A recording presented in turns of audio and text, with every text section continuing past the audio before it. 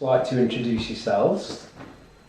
Yes, so my name is Julie Barker and I'm the chairperson of Fibro Active. And I'm Jane Gordon and I'm the treasurer of Fibro Active. Excellent. So, could you tell us a little bit about the inspiration for Fibro Active, the group?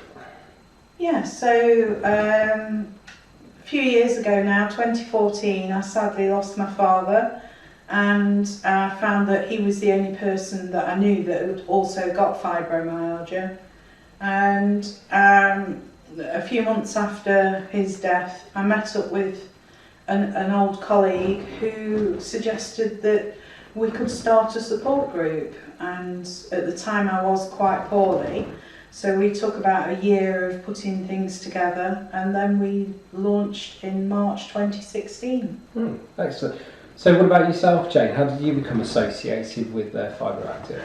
Well, I was walking on the park one Saturday afternoon and I bumped into Julie. I've known Julie for donkey's years through dog walking, but on this one occasion we got talking and she said something about a fibromyalgia group.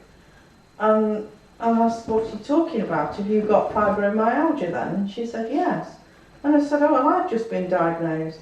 So of course she said, come along to this group.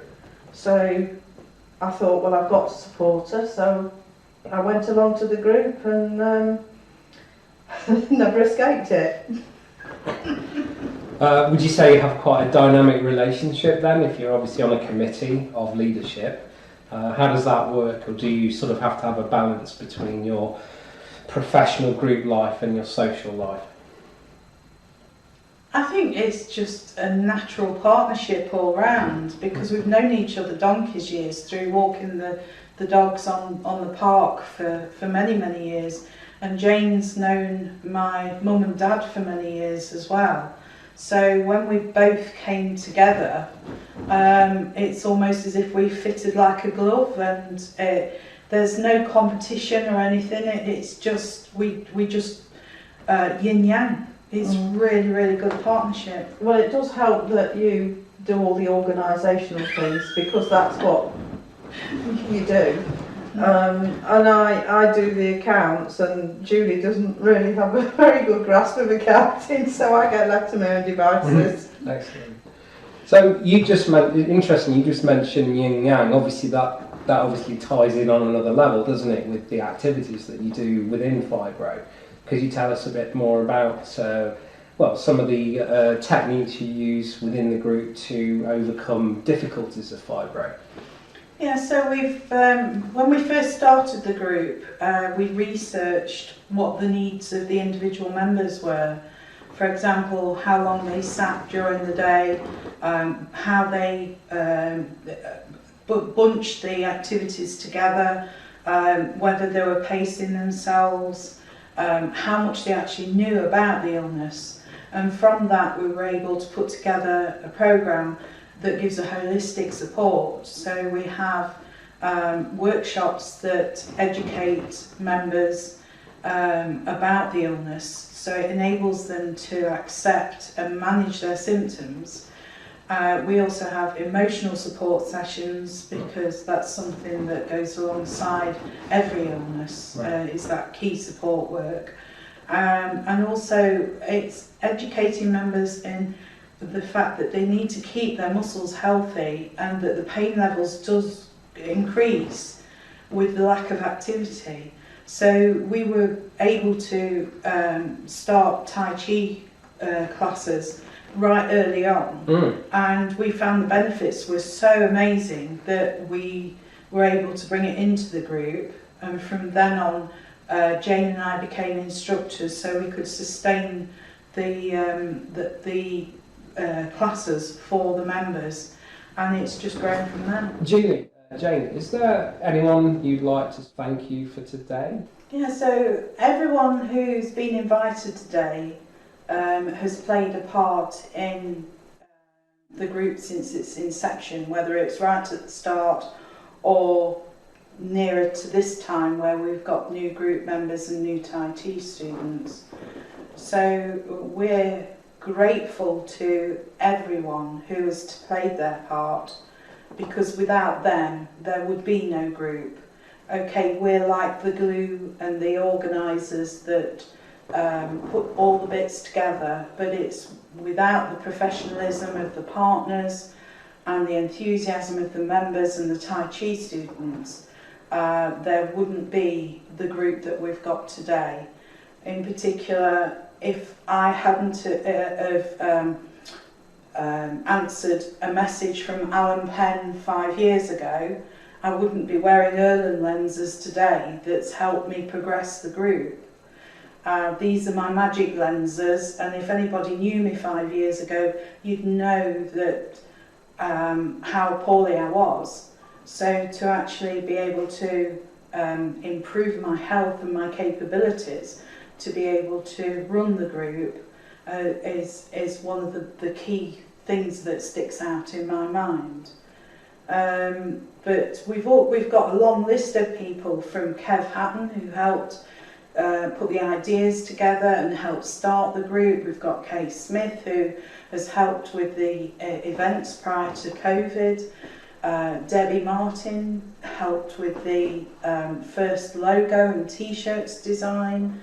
And then we go to Katz Patterson at the Volunteer Centre, who has supported us and helped formalise the group. There's so many people that we can thank. I don't know if you want to thank the group members, the volunteers, etc. Well, I think we ought to say thank you to the committee members, because we've had quite a few different committee members over the time we've been in the group, and they've all added their special skills and been helpful. And also, most importantly, I suppose, really, is the group members, because if the group members didn't come to the group, we wouldn't have a group. And they all chip in with whatever help they can give, even if it's just washing the pots up at the end of a meeting. And when we're messing around with technology that we don't understand, it is so reassuring to know that the practical things like putting the pots away and leaving the kitchen tidy is being taken care of. So thank you, everyone. Jane, could you tell us a little bit about how Queen's Ward came about for the group? Well, we were invited to a meeting by the Lord Lieutenant of Derbyshire to see if we'd be interested in applying for the Queen's Award, which we were really surprised about, because we were only a small group and we'd only been going about 3.5 years, which was their minimum requirement. But we went along and we decided we'd give it a try and go for it. And we were then later on interviewed by the Deputy Lord Lieutenant of Nottinghamshire.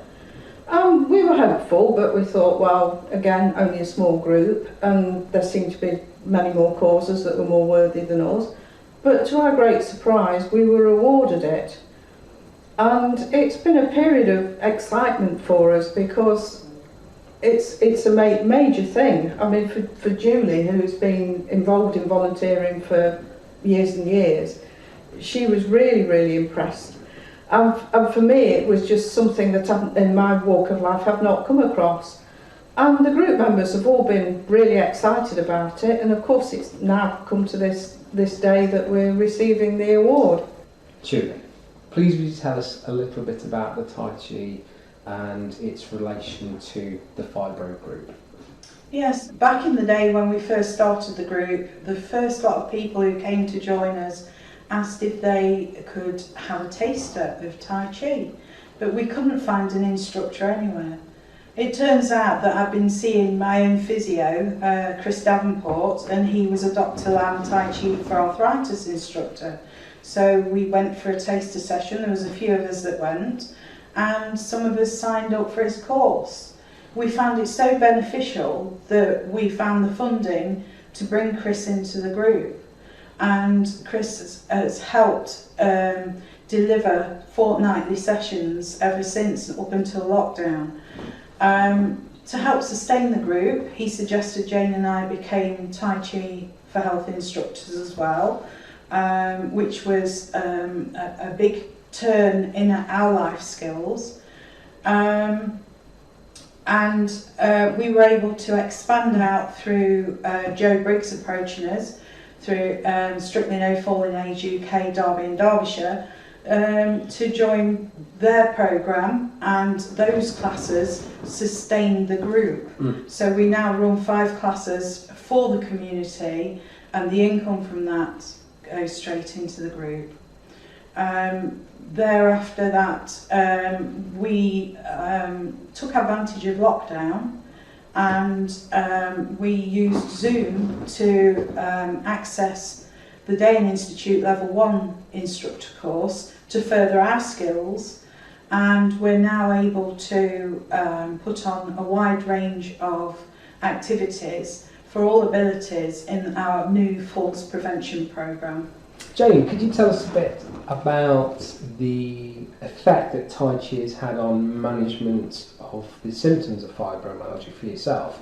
My main symptoms of fibro are pain, which I know sounds strange, but that's probably the least of most of our worries. And I find that Tai Chi is really good for my anxieties.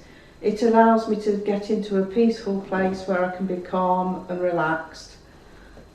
And I can just get into the flow of it, and off I go. And that's it really for me. That's my main thing. Julie, what about yourself? Have you experienced Tai Chi in a similar way, or does it affect you differently? Well, when I first started Tai Chi, I was dependent on a mobility scooter. So mine is more physical, and I could barely stay upright for the whole of the lessons. My arms would feel like bricks. But as time's gone on, I've been able to build my core strength, lower my pain levels, and also manage the rest of my symptoms through regular Tai Chi practice and teachings. So if I don't do Tai Chi for a week or so, my body feels as if it's going into a decline.